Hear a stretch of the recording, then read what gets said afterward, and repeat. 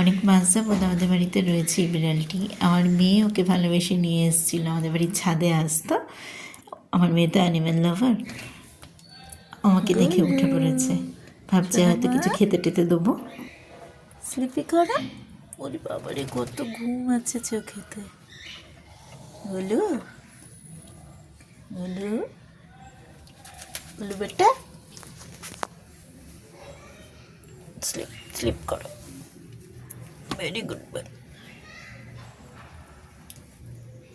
ও আমাদের বাড়ির এক সদস্য হয়ে উঠেছে মোটামুটি। আমাদের বাড়ি ছেড়ে কোথাও যায় না, কিন্তু ঘরের মধ্যেও থাকতে চায় না। তাই জন্য আমি ওকে এখানে একটা থাকার ব্যবস্থা করে দিয়েছি, কিন্তু জানি না কতদিন এইখানটা বসে থাকবে। খালি গিয়ে আমাদের দরজার সামনে না এলে বসে থাকবে ও।